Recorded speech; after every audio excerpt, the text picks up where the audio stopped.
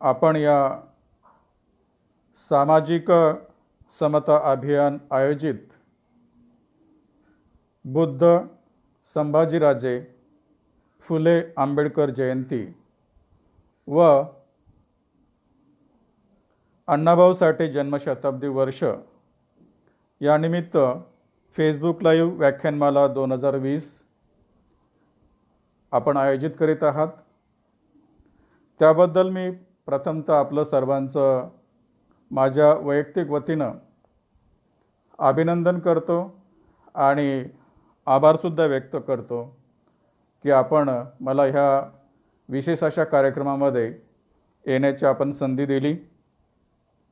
आजच्या व्याख्यानाचा विषय मला आपण जो नियोजित करून दिलेला आहे तो डॉक्टर बाबासाहेब आंबेडकर आणि संविधान असा आहे।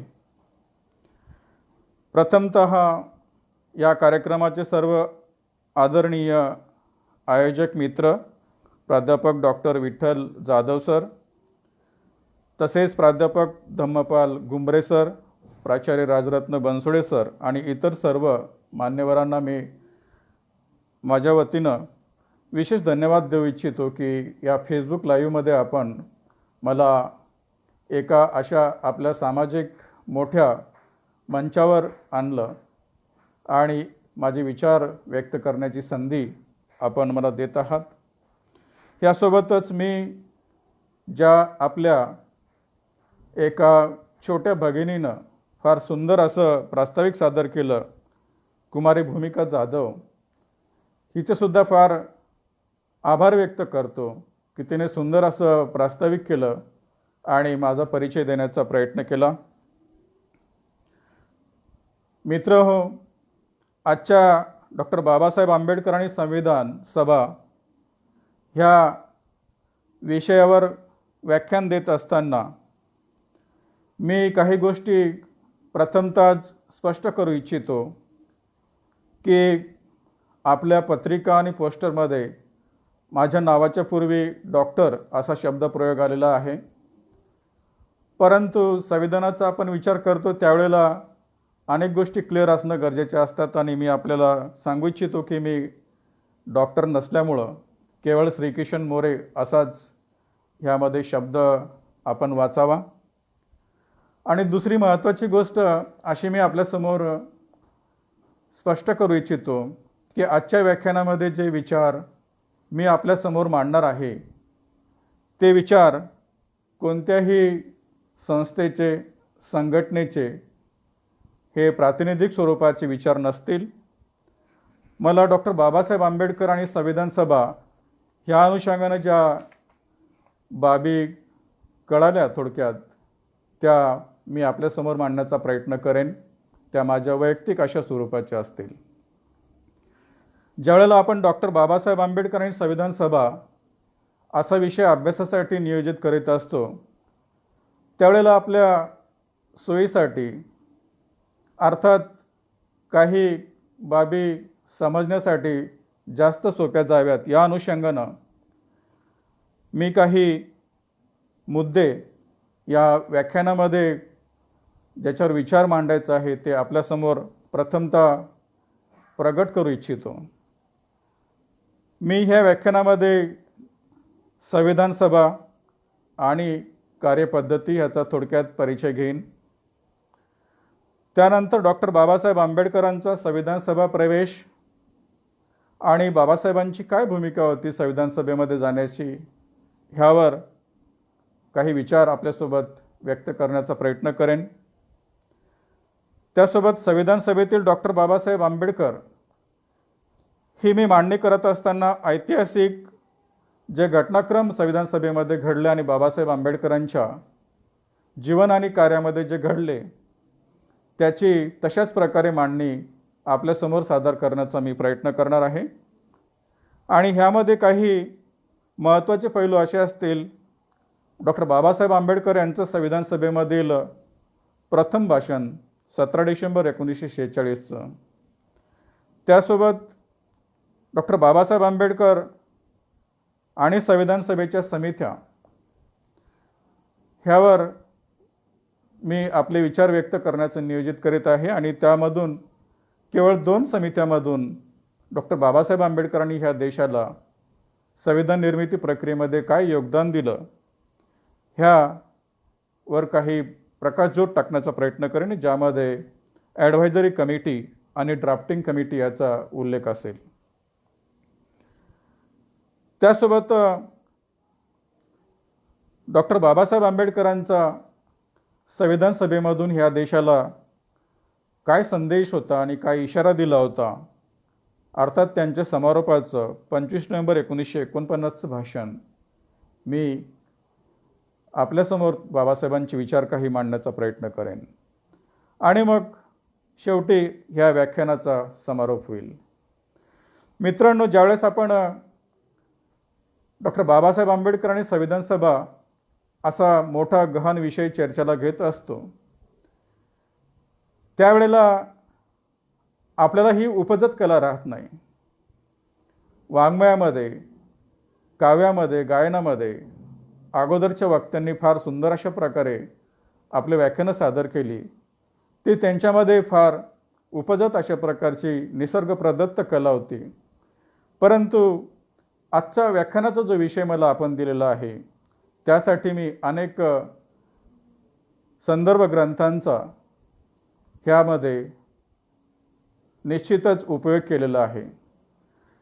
खास करून त्या सर्व संदर्भ ग्रंथ लेखकांचे आणि प्रकाशकांचे मी इथे ऋणनिर्देश व्यक्त करू इच्छितो, ज्यामध्ये मी व्यक्त करेन की संविधान सभा वादविवाद, लोकसभा सचिवालय, डॉक्टर बाबासाहेब आंबेडकर लेखन आणि भाषणे, महाराष्ट्र राज्य, खास करून खंड 1 आणि खंड 13, B Shiva Rao, framing of Indian constitution, Granville Austin, Indian constitution, the cornerstone of nation, Subhash Kashyap, our constitution, V D Mahajan, constitutional history of India, HR Khanna, making of India's constitution, Pradeep Gaikwad, Bharatiya Samvidhan आणि धनंजय कीर, डॉक्टर बाबासाहेब आंबेडकर, ह्या सर्वांचं प्रथमतः मी फार मोठं आभार व्यक्त करेन की ज्यांच्या माध्यमातून मला हा अभ्यास करता आला आणि आपल्यासमोर उपस्थित होता आलं. ह्या नियोजित व्याख्यानाच्या पहिल्या मुद्द्यावर आपण घ्यायला काही हरकत नाही आहे, आणि तो असा आहे की संविधान सभा आणि त्याची कार्यपद्धती ह्याचा थोडक्यात परिचय आपल्यासमोर जर मी दिला तर डॉक्टर बाबासाहेब आणि संविधान सभा कळण्यासाठी आपल्याला जास्त सुलभ होईल. मित्रांनो, कोणत्याही देशाच्या ज्यावेळेला संविधान निर्मितीचा प्रश्न येतो तर त्या देशातील लोकांना एक आपल्यामधून संविधान निर्माण करण्यासाठी किंवा ते घडवण्यासाठी किंवा ते लिहिण्यासाठी एक मंडळ तयार करणं अपेक्षित असतं, गरजेचं असतं, ज्याला पुढे संविधान सभा असं मानलं जात असतं. आणि आपण सुद्धा भारतीय लोकांनी जे संविधान सभेची मागणी ब्रिटिश कालापासून लावून धरली होती, त्यामधून ब्रिटिशांच्या वेगवेगळ्या कायद्यानुसार वेगवेगळ्या समित्या भारतामध्ये ज्या त्यांनी पाठवल्या, त्यामधून आपल्याला संविधान सभा मिळाली. खास करून त्यामध्ये ऑगस्ट ऑफर, क्रिप्स मिशन आणि कॅबिनेट मिशन ह्या सर्वांचा उल्लेख येथे करता येऊ शकेल. ज्या सर्व डेव्हलपमेंट झाल्या होत्या त्या येथे थोडक्यात सांगण्याचा प्रयत्न मला करावा लागेल, कारण आपल्याकडे फार वेळ नाही आहे. आपल्याला विदित आहे की डॉक्टर बाबासाहेब आंबेडकरांनी संविधान सभेमध्ये ह्या संविधान निर्मितीचा जो काळ सांगितला होता, तेवढा मोठा काळ गेलेला आहे, आणि मग ह्या आपल्याला 1 तासामध्ये ह्या साऱ्या गोष्टी कव्हर करायच्या. त्यामुळं थोडक्यातच आढावा मी याचा घेईन. आपल्या संविधान निर्मिती सभेला किंवा संविधान सभा ज्या निवडणुका झाल्या होत्या, त्या निवडणुकांमधून 9 डिसेंबर 1946 रोजी संविधान सभेचं कार्य सुरू झालं होतं, आणि अंतिमतः हे संविधान सभेचं कार्य 24 जानेवारी 1950ला पूर्णत्वास गेलं. म्हणजे एकूण संविधान निर्मितीला 3 वर्षे 1 महिना आणि 16 दिवस आपल्या संविधान सभेनं घेतले. एक गोष्ट इथे स्पष्ट करावी लागेल की डॉक्टर बाबासाहेब आंबेडकरांनी 25 नोव्हेंबर 1949च्या आपल्या भाषणामध्ये 2 वर्षे 11 महिने आणि 17 दिवस असा उल्लेख केला. पण बाबासाहेबांच्या भाषणानंतर 26 नोव्हेंबर आणि 24 जानेवारी 1950 रोजी सुद्धा संविधान सभेचे सत्र आयोजित झालेले होते. आणि म्हणून हा टोटल जो काळ आहे तो आहे 3 वर्षे 1 महिना आणि 16 दिवस. संविधान सभेच्या एकूण 12 सत्रांमधून हे कार्य चाललेलं होतं. संविधान सभेनं आपलं सर्व कार्य 167 दिवसांमध्ये पूर्ण केलं. आपल्या संविधान सभेमध्ये 9 डिसेंबर रोजी 296 सदस्यांपैकी 207 सदस्यांची उपस्थिती होती. तर 26 नोव्हेंबर 1949 ज्या दिवशी आपण संविधान स्वीकृत केलं त्या दिवशी 324 सदस्य हे आपल्या संविधान सभेमध्ये उपस्थित होते. आणि ज्या दिवशी या संविधानावर सह्या झाल्या त्या आहेत 273. हा एकंदरीत जो काळ आहे तो आपल्याला थोडक्यात मांडायचं झाल्यास मी या संविधान निर्मिती प्रक्रियेचे महत्त्वाचे 2 टप्पे करतो. ज्यामध्ये पहिला टप्पा आहे किंवा पहिलं पर्व जे आहे ज्याला मी नेहरू पर्व असं संबोधतो आणि दुसरं पर्व डॉक्टर बाबासाहेब आंबेडकर पर्व. 13 डिसेंबर 1946 रोजी पंडित नेहरूंनी संविधान सभेमध्ये ध्येय आणि उद्दिष्टांचा ठराव मांडलेला होता आणि त्या ठरावावर पुढे चर्चा झाली. 22 जानेवारी 1947ला तो ठराव पारित करण्यात आला. आणि मग त्यानंतर जी संविधान सभेमध्ये चर्चा झाली त्यामध्ये वेगवेगळ्या समित्या तयार करण्यात आलेल्या होत्या. त्या वेगवेगळ्या समित्यांना वेगवेगळं काम संविधान सभेनं नियोजित केलेलं होतं. आणि मग त्या समित्यांनी आपले अहवाल संविधान सभेला सादर केले. त्या अनुषंगाने मग एक आपल्या संविधान सभेचा कच्चा आराखडा तयार व्हावा आणि तो आराखडा मग ड्राफ्टिंग कमिटीकडे जावा आणि ड्राफ्टिंग कमिटी त्या आराखड्याला तपासेल. त्यानंतर एक ड्राफ्ट बनवेल आणि तो ड्राफ्ट संविधान सभेसमोर मांडेल. अशा प्रकारची ती एक प्रक्रिया चालणार होती. त्या प्रकारे ते घडलं. आणि मग तो ड्राफ्ट बाबासाहेब आंबेडकरांनी संविधान सभेच्या ड्राफ्टिंग कमिटीच्या मार्फत 4 नोव्हेंबर 1948ला संविधान सभेसमोर मांडला होता. त्यानंतर 114 दिवस संविधान सभेमध्ये चर्चा झाली आणि अंतिमतः आपण आपल्या संविधानाला स्वीकृती जी दिली ती तारीख होती 26 नोव्हेंबर 1949. हे सर्व ह्यासाठी सांगण्याची गरज आहे की डॉक्टर बाबासाहेब आंबेडकरांचं संविधान सभेमधील योगदान कार्य जे होतं ते ह्या सर्व लोकशाही पद्धतीनं निर्माण झालेल्या लोकशाहीच्या आधारावर निर्माण झालेल्या ह्या संविधान सभेमध्ये झालेलं होतं. आणि डॉक्टर बाबासाहेब आंबेडकर सुद्धा एक लोकशाहीचे फार मोठे पुरस्कर्ते होते, आपल्याला माहिती आहेच. अशा प्रकारे संविधान सभा 3 वर्ष 1 महिना आणि 16 दिवस चालते. यासोबत आणखी एक दुसरी गोष्ट मी आपल्याला सांगेन की संविधान सभा निर्माण झाल्यानंतर ज्या कायदेशीर घडामोडी झालेल्या होत्या त्यामध्ये इंग्लंडमध्ये ज्या घटनाक्रम झाल्या जिथे कन्झर्वेटिव्ह पार्टीचं सरकार होतं ते जाऊन लेबर पार्टीचं सरकार आलं आणि मग भारताच्या दृष्टीने फार मोठ्या चांगल्या गोष्टी झाल्या होत्या. ज्यामधून independence of India act 1947 pass झाला आणि आपल्याला स्वातंत्र्य मिळालं 15 ऑगस्ट 1947 रोजी.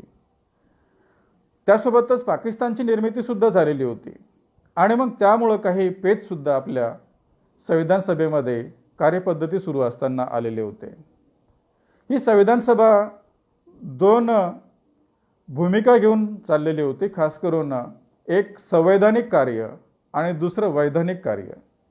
संवैधानिक कार्य म्हणजे संविधान निर्मितीचं कार्य आणि वैधानिक कार्य म्हणजे विधानमंडळासारखं कार्य, कायदे बनवण्याचं कार्य. ज्या दिवशी आपण संविधान स्वीकृत केलं आणि संविधान सभेवर सह्या झाल्या त्या दिवशी संविधान सभेचं संविधान निर्मितीचं कार्य संपलं. परंतु त्यानंतर सुद्धा संविधान सभेचं विधानमंडळासारखं कार्य किंवा विधानमंडळ म्हणून कायदे बनवण्याचं कार्य पुढे चालूच होतं. ह्या काही गोष्टी आपल्यासमोर इथे मी व्यक्त केल्या पाहिजे. दुसऱ्या मुद्द्याकडे आजच्या व्याख्यानात येत असताना डॉक्टर बाबासाहेबांच्या संविधान सभा प्रवेशाविषयी आणि संविधान सभेमध्ये त्यांच्या प्रवेशाच्या भूमिकेविषयी आपल्याला विचार करायचा आहे. आपल्याला माहिती आहेच की आपल्या भारतामध्ये ज्या संविधान सभेसाठी मागण्या झालेल्या होत्या भारतीय लोकांकडून, अनेक विचारवंत त्या मागणीचा जो स्रोत आहे तो लोकमान्य टिळक आणि ॲनी बेझंट यांच्या काही लिखित स्वरूपाच्या डॉक्युमेंटपर्यंत नेऊन पोहोचवतात. तर काही महात्मा गांधीच्या 1922च्या विचारात त्याला व्यक्त करतात. त्या अनुषंगाने ज्या त्यावेळेच्या राष्ट्रीय काँग्रेसमध्ये घडामोडी झाल्या होत्या आणि राष्ट्रीय चळवळीचा भाग म्हणून संविधान सभेची मागणी देशामध्ये फार मोठ्या जोरात चाललेली होती. ह्या देशामध्ये सर्वांनाच असं वाटलेलं होतं की आपल्याला आपले संविधान निर्माण करण्यासाठी एक संविधान सभा असली पाहिजे. परंतु सुरुवातीला डॉक्टर बाबासाहेब आंबेडकर ह्यांना अशा संविधान सभेची खरोखरच गरज होती का असा प्रश्न पडला आणि त्यांचं असं मत झालेलं होतं की ज्या अर्थी त्या दिवशी 1935चा गव्हर्नमेंट ऑफ इंडिया ॲक्ट किंवा भारत सरकारचा 1935चा कायदा अंमलात आलेला होता आणि त्या अनुषंगानं भारताचं प्रशासन आणि शासन चाललेलं होतं, तर मग संविधान सभा ही काही सध्याच्या काळामध्ये गरजेची नाही असं डॉक्टर बाबासाहेब आंबेडकरांनी 6 मे 1945च्या शेड्यूल कास्ट फेडरेशनच्या मध्ये झालेल्या भाषणामध्ये आपले विचार व्यक्त केलेले होते. परंतु त्यानंतर ब्रिटिश सरकारने संविधान सभेची मागणी भारतीय लोकांची मान्य केली आणि मी इथे आपल्याला आवर्जून सांगेल की त्यानंतर भारतीय राजकारणामध्ये आणि ह्या देशाच्या इतिहासामध्ये 3 नावाला फार मोठं महत्त्व प्राप्त झालेलं होतं. त्यामध्ये महात्मा गांधी, बॅरिस्टर डॉक्टर बाबासाहेब आंबेडकर अशा प्रकारचे राजकारणामधले वलय असलेले राजकीय विचारवंत, राजकीय योद्धे आणि ह्या देशामध्ये त्या काळात राजकारणामध्ये नावाजलेली व्यक्तिमत्व होते. जरी डॉक्टर बाबासाहेब आंबेडकरांची भूमिका संविधान सभेची गरज नव्हती अशी होती, तरीसुद्धा त्यानंतर डॉक्टर बाबासाहेब आंबेडकरांनी जो मध्यम मार्ग त्यामधून मला त्यांच्यामध्ये बुद्धाचा जो प्रभाव होता इथे जाणवतो. कारण ज्या ज्या वेळेला त्यांना काही महत्त्वाचे निर्णय घ्यायची गरज पडली तर त्यांनी या देशाच्या हिताचे जे निर्णय घेतलेले आहेत हे आपल्याला त्यांच्या जीवन कार्यावरून दृष्टीस पडेल. आणि त्या दृष्टिकोनातून मग डॉक्टर बाबासाहेब आंबेडकर आणि शेड्यूल कास्ट फेडरेशननं सुद्धा काही उद्दिष्ट घेऊन आपल्या संविधान सभेमध्ये प्रवेश करावा असं ठरवलेलं होतं. खास करून डॉक्टर बाबासाहेब आंबेडकरांनी संविधान सभेमध्ये का गेलं पाहिजे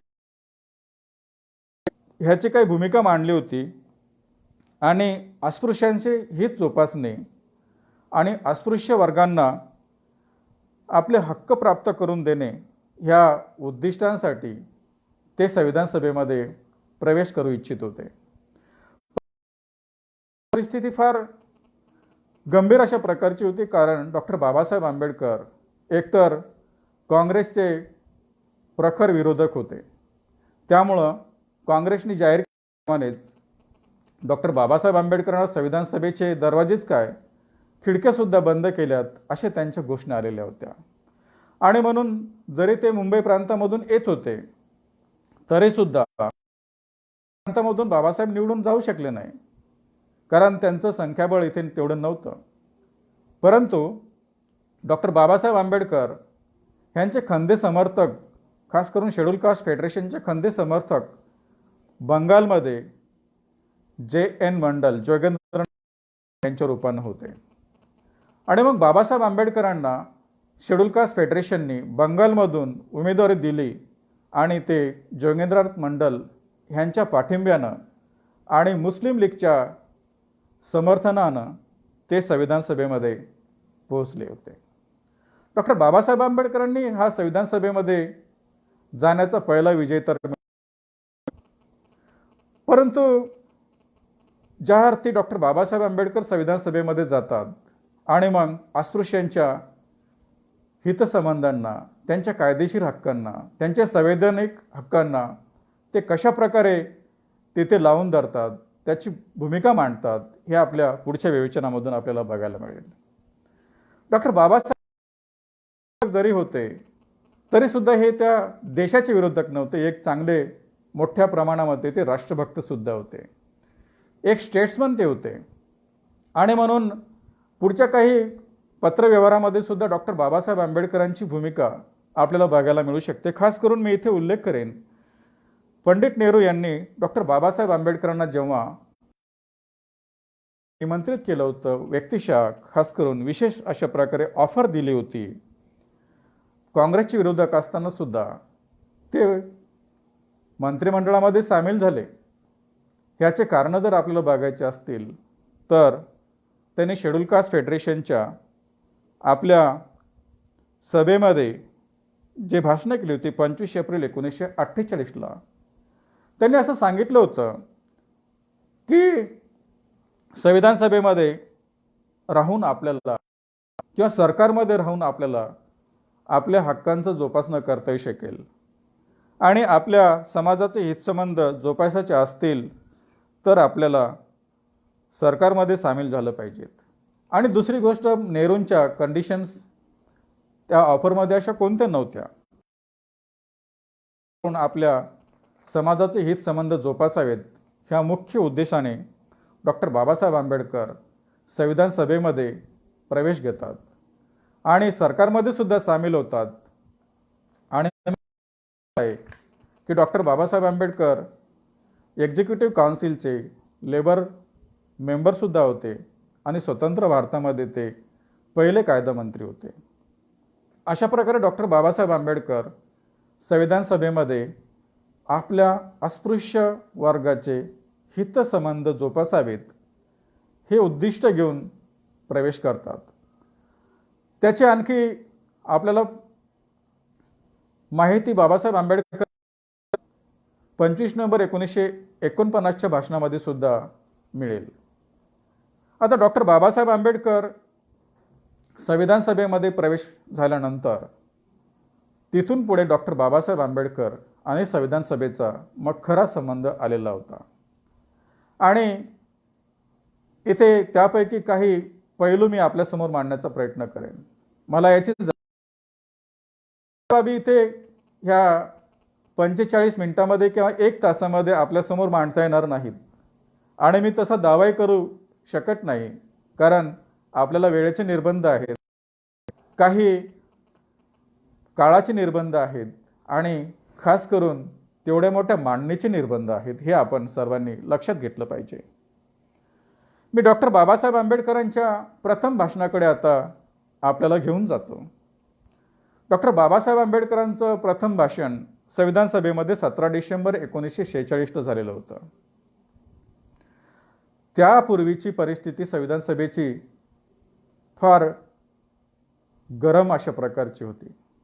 गरम या अर्थानं मी म्हणतो की ताप्त अशा प्रकारचं वातावरण संविधान सभेचं होतं, कारण संविधान सभेच्या सर्व कार्यपद्धतीवर मुस्लिम लीगने बहिष्कार टाकलेला होता. इथे आणखी एक गोष्ट मी स्पष्ट करू इच्छितो की संविधान सभेच्या कार्यपद्धतीवर मुस्लिम लीगने राजकीय कारणासाठी बहिष्कार टाकलेला होता. ह्या देशातील मुसलमानांचा तो बहिष्कार नव्हता. कृपया गैरसमज करून घेऊ नये. आणि मुस्लिम लीगची मागणी ही स्वतंत्र पाकिस्तानची असल्यामुळं त्यांनी न येणे हेच पत्कारलेलं होतं आणि सभागृहाच्या कोणत्याही प्रोसेसमध्ये भाग घ्यायचा नाही हे. पण डॉक्टर बाबासाहेब आंबेडकर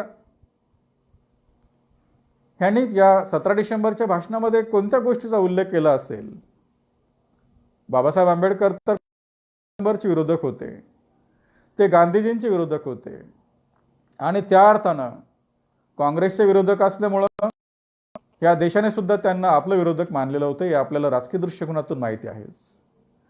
मग संविधान सभेसमोर बाबासाहेब काय बोलतील? कारण त्या अगोदर बॅरिस्टर जयकर होतं, त्यामुळे संविधान सभेचं वातावरण फार तापलेलं होतं. जयकरांनी जो विचार मांडला होता की जोपर्यंत मुस्लिम लीग या संविधान सभेमध्ये सहभागी होऊ शकणार नाही, तोपर्यंत आपल्याला कोणताही कायदेशीर हक्क हे संविधान निर्मितीचा पोचणार नाही, असा तो विचार होता. आणि डॉक्टर बाबासाहेब आंबेडकर मग ते करतील आणि नेहरूंच्या ठरावाच्या विरोधात आपले विचार मांडतील आणि मग त्यांची परिस्थिती जशी जयकरांची झाली तशी करण्यासाठी संविधान सभेचे सारे सदस्य तयारच होते. एकदा का डॉक्टर बाबासाहेब आंबेडकर आपले राजकीय शत्रू नेहरूंच्या ठरावाच्या विरोधात बोलले, तर मग त्यांचं कशा प्रकारची परिस्थिती करायची हे अशा प्रकारची फार थप्त अशा प्रकारचे वातावरण झालेलं होतं. आणि धनंजय कीर्ती फार रंजक अशा पद्धतीनं आपल्या ग्रंथामध्ये लिहितात की डॉक्टर बाबासाहेब आंबेडकर एकदा का नेहरूंच्या ठरावाच्या विरोधात बोलले, तर मग त्यांचं कशा प्रकारचं वातावरण होईल ते आपण धनंजय कीरांच्या डॉक्टर बाबासाहेब आंबेडकर या चरित्रामध्ये वाचावं. फार रंजित अशा प्रकारचं उदाहरण ते आहे. पण डॉक्टर बाबासाहेब आंबेडकर हे एक मोठे राजकीय विचारवंत होते. मुत्सद्दी अशा प्रकारचे राजकीय नेतृत्व या देशाचं ते होतं. एक देशभक्त ते होते, राष्ट्रभक्त ते होते. आणि त्यांनी प्रथमतः संविधान सभेला ह्याची जाणीव करून दिली की आपण आज राजकीय, आर्थिक आणि सामाजिक दृष्ट्या विभाजित झालेलो आहोत, ह्याची त्यांनी कबुली दिली. आणि त्यांनी ह्या गोष्टीचा उल्लेख केला की आज युद्धस्थ प्रतिस्पर्धी गटास आपण इथे त्याचं प्रतिनिधित्व करत आहोत. आणि त्यांनी जो शब्दप्रयोग केला होता तो असा होता, ग्रुप्स ऑफ वॉरिंग कॅम्प्स. इथे आपण एकमेकांच्या विरुद्ध लढण्यासाठी आलेलो आहोत की काय, अशा प्रकारचे आपण राजकीय, सामाजिक, आर्थिक दृष्टीने विभागलेले असल्यामुळं एकमेकाच्या विरुद्ध चालून आलेलो आहोत. आणि मी सुद्धा त्यापैकी एक आहे, अशी सुद्धा त्यांनी कबुली दिलेली होती.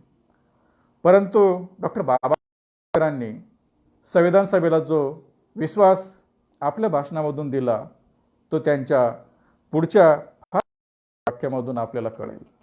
डॉक्टर बाबासाहेब असं म्हणाले होते, sir, with this all I am quiet convince that in given time and circumstances, nothing in the world will prevent this country from becoming one. बघा, डॉक्टर बाबासाहेब आंबेडकर काँग्रेसचे विरोधक जरी असले तरी सुद्धा, काँग्रेस बहुल अशा प्रकारची संविधान सभा असली तरी सुद्धा डॉक्टर बाबासाहेब आंबेडकरांनी संविधान सभेला आणि अध्यक्षांना ते म्हणाले होते की आज जरी आपण ह्या वेगवेगळ्या सामाजिक, आर्थिक आणि राजकीय दृष्टीने विभागलो असतो तरी सुद्धा इथून पुढे आपल्याला जगामधील कोणतीही शक्ती एक झाल्यापासून रोखू शकणार नाही. आणि त्या भाषणाचा फार मोठा संविधान सभेवर प्रभाव झालेला होता. एकंदरीत डॉक्टर बाबासाहेब आंबेडकरांच्या बाबतीमध्ये संविधान सभेच्या सदस्यांमध्ये, खास करून काँग्रेसच्या सदस्यांमध्ये जे विचार होते ते सर्व विचार बदलून गेले. आणि डॉक्टर बाबासाहेब आंबेडकरांना त्यांनी प्रथमतःच एवढ्या मोठ्या फ्रंटवर मला वाटतं वैचारिक दृष्टिकोनातून स्वीकारलं होतं. पुढे बाबासाहेब असं म्हणाले होते, with our caste and creeds I have not the slightest hesitation that we shall in some form be united. होते आपण आपल्या सर्व जाती आणि त्या जातीच्या आधारावर असलेल्या सर्व ह्या बाबीमुळे जरी विभागलेलं असून तरी सुद्धा त्या गोष्टीसह आपल्याला इथून पुढे मात्र एक होता येऊ शकेल आणि एक आपण झालं पाहिजे. ह्या डॉक्टर बाबासाहेब आंबेडकरांच्या 17 डिसेंबर 1946च्या भाषणामध्ये हे फार मोठ्या अशा प्रकारचे राष्ट्रभक्तीचे विचार, देशाच्या एकता आणि एकसंगतेच्या दृष्टिकोनातूनचे विचार देशानं बघितले. डॉक्टर बाबासाहेब आंबेडकर तसं पाहिलं तर ह्या देशामधले त्या अर्थानं एक राष्ट्रभक्त होते, देशभक्त होते. मी आपल्याला सांगेन, धनंजय केर लिहितात की काँग्रेसने संविधान सभेवर जे सदस्य नियुक्त केले होते त्या सदस्यांना संविधानाचा अभ्यास होता म्हणून नव्हे, तर त्यांना कधी ना कधी आपल्या राजकीय कारकिर्दीमध्ये जेलमध्ये जावं लागलं म्हणूनच त्यांची एक देशभक्त म्हणून नोंद झाली असावी आणि मग त्यांना संविधान सभेनं किंवा काँग्रेसने पाठवलेलं होतं. पण माझ्या माहिती की तिकडे ब्रिटनमध्ये राऊंड टेबल कॉन्फरन्सच्या नंतर जातीय निवाडा पास झाला होता आणि डॉक्टर बाबासाहेब आंबेडकरांनी डिप्रेस क्लासेसला स्वतंत्र मतदारसंघ मिळाले होते. म्हणून त्या विरोधात महात्मा गांधींनी एरवाड्याच्या जेलमध्ये प्राणांतिक उपोषण केलं होतं. त्याच वेळेला डॉक्टर बाबासाहेब आंबेडकर जेलमध्ये प्रथम गेलेले होते असं माझं आकलन आहे. तेही गांधीजींना भेटायला गेलेले होते. याचा अर्थ डॉक्टर बाबासाहेब आंबेडकर ह्या देशामध्ये त्या काळामध्ये जे राजकीय अर्थाने, सामाजिक अर्थाने, सर्व अर्थाने देशभक्त होते, राष्ट्रभक्त होते, राष्ट्रपुरुष होते. बाबासाहेब नव्हते असं नाही. बाबासाहेब त्याच प्रतीचे, किंबहुना त्यापेक्षा दर्जाचे राष्ट्रभक्त, देशभक्त ठरतात. कारण डॉक्टर बाबासाहेब आंबेडकरांनी आपल्या वैयक्तिक आणि कधीकधी काही राजकीय विचारांना आपल्या देशाच्या हितसंबंधासोबत, भविष्यासोबत बरेचदा त्याची तडजोड केलेली आहे आपल्याला बघायला मिळेल. त्याचं कारण एक होतं की डॉक्टर बाबासाहेब आंबेडकर ह्या देशामध्ये एक एकसंघ, युनायटेड आणि इंटिग्रेटेड एकात्म भारत कसा राहील हे स्वप्न बाबासाहेबांचं होतं. पुढच्या मुद्द्याकडे येत असताना संविधान सभेच्या ज्या वेगवेगळ्या समित्या होत्या आणि डॉक्टर बाबासाहेब आंबेडकर ह्यांचं त्या समित्यांमध्ये कोणत्या प्रकारे योगदान होतं हे आपल्याला बघावं लागेल. त्यानंतर डॉक्टर बाबासाहेब आंबेडकर आणि संविधान सभा ह्या विषयाला आपल्याला न्याय दिला असं होईल. मित्रांनो, आपल्या संविधान सभेच्या सर्व कार्यपद्धतीमध्ये संविधान निर्मितीसाठी एकूण 22 समित्या तयार करण्यात आलेल्या होत्या आणि त्या 22 समित्यांपैकी डॉक्टर बाबासाहेब आंबेडकर 8 समित्यांवर नियुक्त झालेले होते. संविधान सभेनं त्यांना नियुक्त केलेलं होतं. त्यापैकी एका समितीचे ते अध्यक्ष होते आणि 7 समित्यांचे ते सदस्य होते.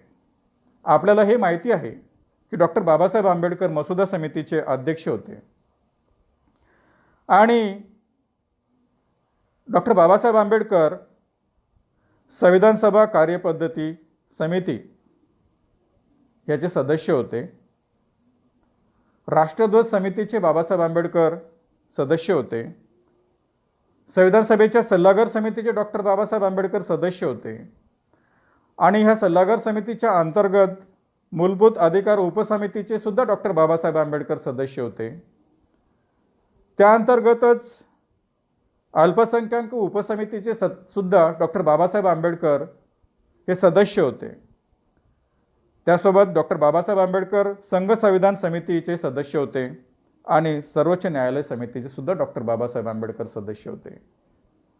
या सर्व समित्यावर डॉक्टर बाबासाहेब आंबेडकरांनी जे आपलं योगदान दिलेलं होतं, संविधान निर्मितीच्या दृष्टिकोनातून, संविधान जडणघडणीच्या दृष्टिकोनातून जे विचार मांडलेले होते, त्या विचाराचा संविधान सभेवर फार मोठा आणि खास करून त्यावेळेच्या काँग्रेसच्या नेतृत्वावर, हायकमांडवर फार मोठा अशा प्रकारचा राजकीय प्रभाव झालेला होता. आपल्याला हे माहिती असणार की 15 ऑगस्ट 1947ला भारत स्वतंत्र झाल्यानंतर संविधान सभा सार्वभौम बनली. मात्र हा देश विभागला गेला. पाकिस्तान आणि भारतामध्ये. आणि ज्या प्रांतामधून डॉक्टर बाबासाहेब आंबेडकर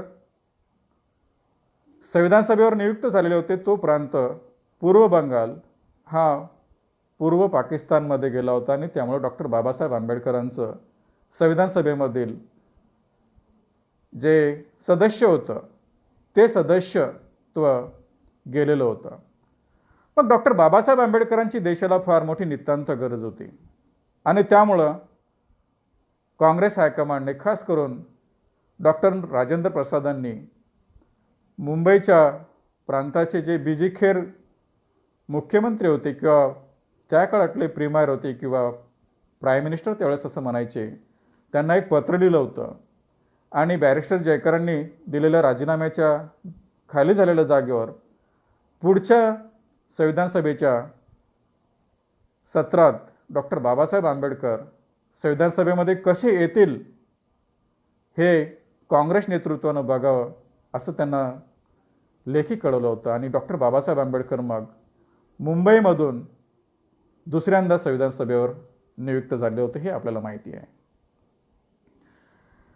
ह्या 8 समित्यावर डॉक्टर बाबासाहेब आंबेडकर होते, परंतु डॉक्टर बाबासाहेब आंबेडकरांचा राज्यांचे प्रश्न, स्टेट्स प्रॉब्लेम्स ह्यावर फार विशेष अशा प्रकारचा अभ्यास होता. आणि आपल्याला माहिती आहे की त्यांनी आपल्या शिक्षणाच्या दरम्यानसुद्धा त्यावर संशोधन केलं होतं. आणि म्हणून डॉक्टर बाबासाहेब आंबेडकरांची अशी अपेक्षा होती की त्यांना संविधान सभा स्टेट कमिटीमध्ये नियुक्त करेल.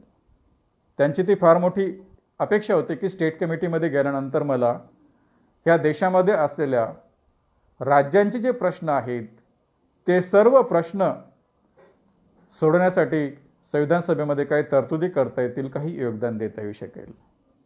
परंतु तसं झालं नव्हतं. त्याचे कारण डॉक्टर बाबासाहेब आंबेडकरांनी सांगितले, त्याची मीमांसा केली आणि बाबासाहेबांना असं वाटलं की ह्या राज्य समितीमध्ये मला का नियुक्त केलं नसेल. त्याचं कारण हे होतं की एकतर त्या समितीमध्ये नक्कीच चांगले कॅलिबर असलेले पंडित लोक होते, त्यामध्ये काही दुमत नव्हतं. परंतु बाबासाहेबांना जे वाईट वाटलं होतं त्याचं हे होतं, ते म्हणाले, जर आपण स्टेट अँड मायनॉरिटीची प्रस्तावना वाचली डॉक्टर बाबासाहेब आंबेडकरांनी जे प्रकाशित केलेलं होतं पुढे, त्यामध्ये आपण जर वाचलं पेज नंबर 384 मध्ये रायटिंग अँड स्पीचेस व्हॉल्यूम 1 मध्ये, तर आपल्याला जाणवेल की बाबासाहेब असं म्हणतात की मी त्या काँग्रेसच्या तंबूमध्ये नसल्यामुळं, तंबू शब्द प्रयोग करतात बाबासाहेब आंबेडकर, कदाचित मला त्याने त्या समितीवर घेतलेलं नसावं. त्यांची फार मोठी ती अपेक्षा होती, ती राहूनच गेली. अशी काही अपूर्ण स्वप्न बाबासाहेब आंबेडकरांची नक्की आहेत, ते मी पुढच्या काही विवेचनामध्ये आपल्यासमोर मांडेनच. मग आता ह्या समित्यामध्ये डॉक्टर बाबासाहेब आंबेडकरांनी कोणत्या प्रकारचे योगदान दिलेलं होतं ते योगदान बघण्यासाठी केवळ 2 समित्यांचा उल्लेख मी आपल्यासोबत विचार करताना करेन, कारण त्या सर्व समित्याच्या साऱ्या मिनिटमध्ये गेल्यानंतर आपल्याला फार मोठा वेळ लागेल. फक्त ॲडवायझरी कमिटी आणि त्या ॲडवायझरी कमिटीमधील मूलभूत हक्क समिती ह्यामध्ये डॉक्टर बाबासाहेब आंबेडकरांनी काय योगदान दिलं आणि मग ड्राफ्टिंग कमिटीमध्ये बाबासाहेबांनी कशा प्रकारे योगदान दिलं आणि ह्या देशाला संविधान प्रदान केलं, या 2 गोष्टीवर मी आणखी जरा जास्त फोकस करण्याचा प्रयत्न करेन.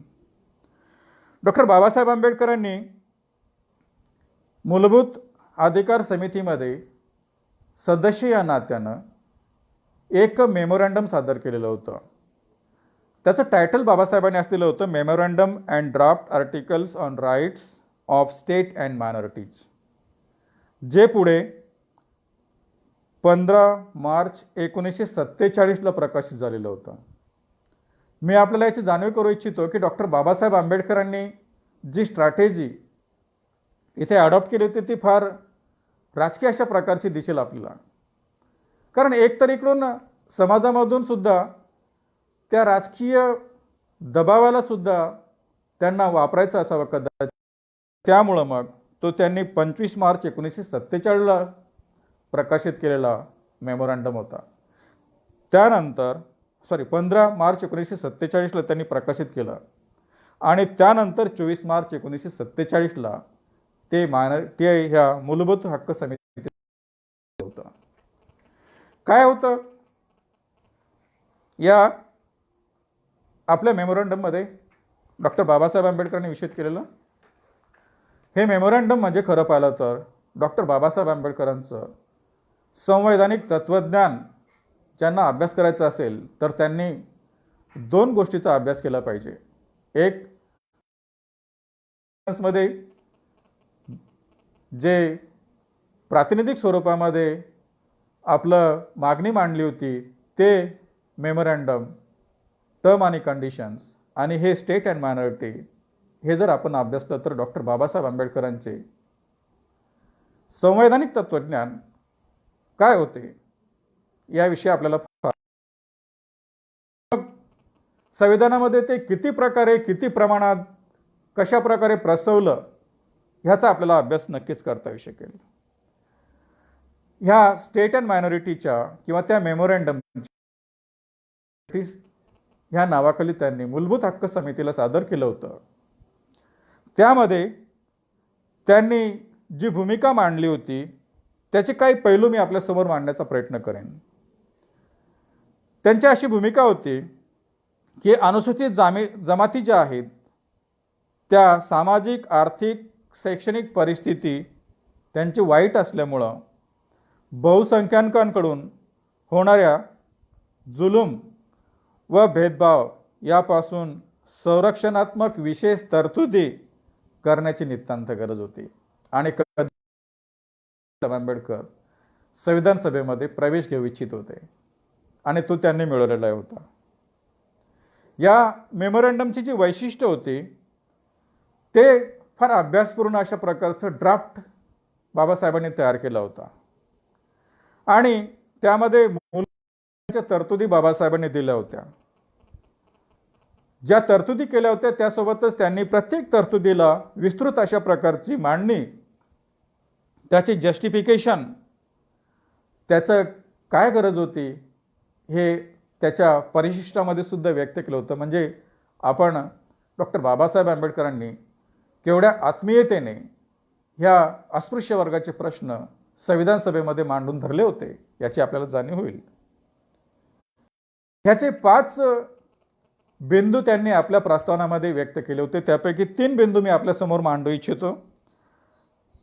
त्यामध्ये बाबासाहेब आंबेडकरांनी प्रत्येक व्यक्तीच्या जीवित, स्वातंत्र्य आणि समृद्धीच्या अधिकाराचा उहापोह केलेला होता. भारताच्या इतिहासामध्ये ह्या गोष्टीला फार महत्त्व आहे असं मी मानतो. कशी मिळेल आणि त्यांना स्वातंत्र्य कसं उपभोगता येऊ शकेल ह्याच्या सुद्धा संविधानामध्ये तरतुदी याव्यात ह्यासाठी त्या मेमोरंडममध्ये त्यांनी मांडणी केलेली होती. आणि त्या मेमोरंडमचे जे वैशिष्ट्य होते खास करून पुढचे मी आपल्याला त्याच्यावर फोकस करू इच्छितो. खास करून त्यांनी 21 प्रकारचे मूलभूत अधिकार ह्या वंचित घटकांना मागितलेले होते. त्यासोबतच राज्य समाजवाद, स्टेट सोशलिझमची त्यांनी मागणी केली होती. काय होतं, त्यांनी मागणी अशी केली होती की ह्या देशामधल्या सर्व उद्योगधंदे आणि इन्शुरन्स आणि शेती याचं राष्ट्रीयकरण झालं पाहिजे. ती मागणीचं पुढे काय झालं हे आपण ह्या विवेचनामध्ये पाहणार आहेच. कारण डॉक्टर बाबा अनेक गोष्टी संविधान सभेमध्ये लोकशाही पद्धतीनं ज्या चर्चा चालल्या होत्या त्या होत असताना अनेक गोष्टी त्यांना ह्या आपल्याला आणता आल्या नाही. काही गोष्टी आणता जरूर आल्या, परंतु ह्या महत्त्वाच्या बाबी त्यांना संविधान सभेमध्ये जरी मांडल्या, ह्या मूलभूत हक्क समितीसमोर जरी मांडल्या, तरीसुद्धा अनेक बाबी तिथे येऊ शकल्या नाही, त्या मान्य होऊ शकल्या नाही. त्यासोबतच डॉक्टर बाबासाहेब आंबेडकरांनी आणखी महत्त्वाची मागणी स्वतंत्र मतदारसंघाची केली होती. आपल्याला हे माहिती आहे की डॉक्टर बाबासाहेब आंबेडकर आणि अस्पृश्य वर्गांना स्वतंत्र मतदारसंघाची ही राऊंड टेबल कॉन्फरन्समधून त्यांची मागणी मान्य झाली होती आणि जातीय निवाड्यामध्ये ती आलीसुद्धा होती. परंतु महात्मा गांधींनी जे उपोषण धरलं होतं एरोड्यामध्ये, मी अगोदर उल्लेख केला, त्यामधून त्यांनी प्राणांतिक त्याचा विरोध केला. मी आपल्याला जाणीव करून देऊ इच्छितो की महात्मा गांधींनी आपल्या जीवनामध्ये एकूण 18 उपोषणं धरली होती आणि त्यापैकी पहिलं प्राणांतिक उपोषण हे त्यांनी अस्पृश्यांच्या राजकीय हक्कांच्या विरुद्ध केलेलं होतं. त्याचा फार मोठा पुढच्या राजकीय संवैधानिक दृष्टिकोनातून त्या वर्गांच्या हक्कांवर नक्कीच प्रभाव झालेला आहे.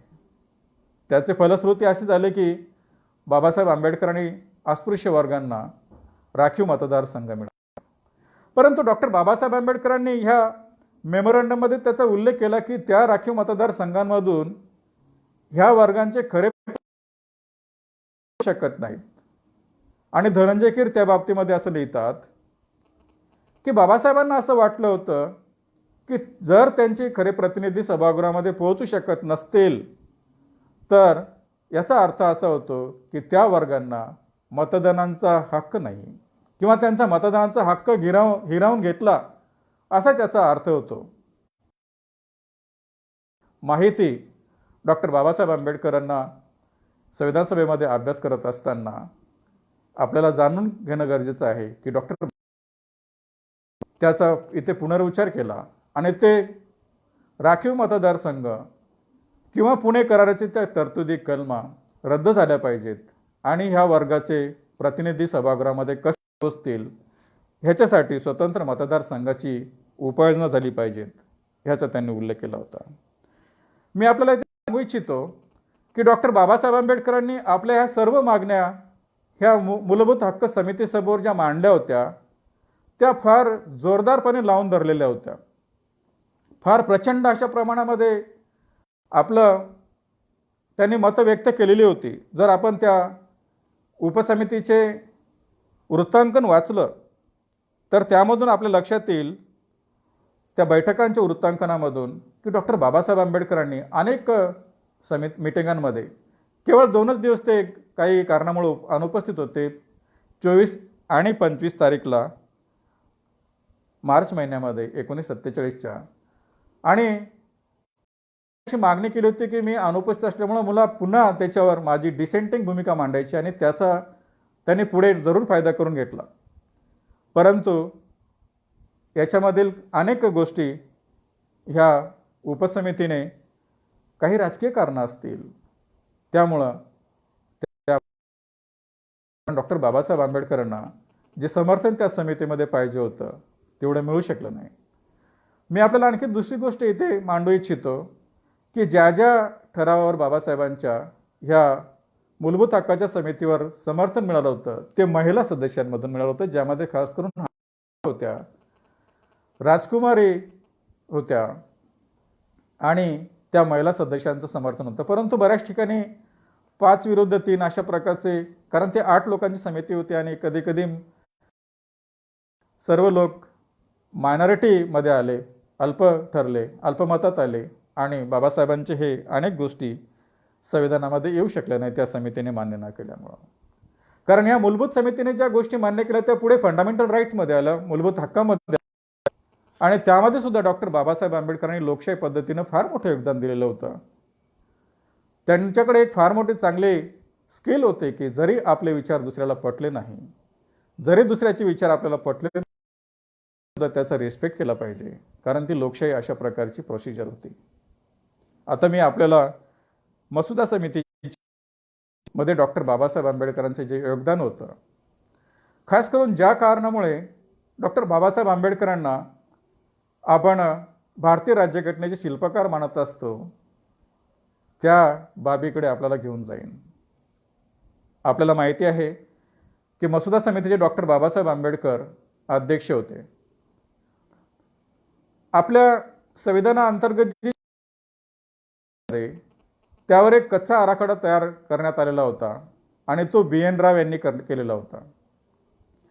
त्या आराखड्याची तपासणी झाली पाहिजे, त्या आराखड्याची स्क्रुटिनी झाली पाहिजे आणि मग त्यासाठी एक ड्राफ्टिंग कमिटी असावी.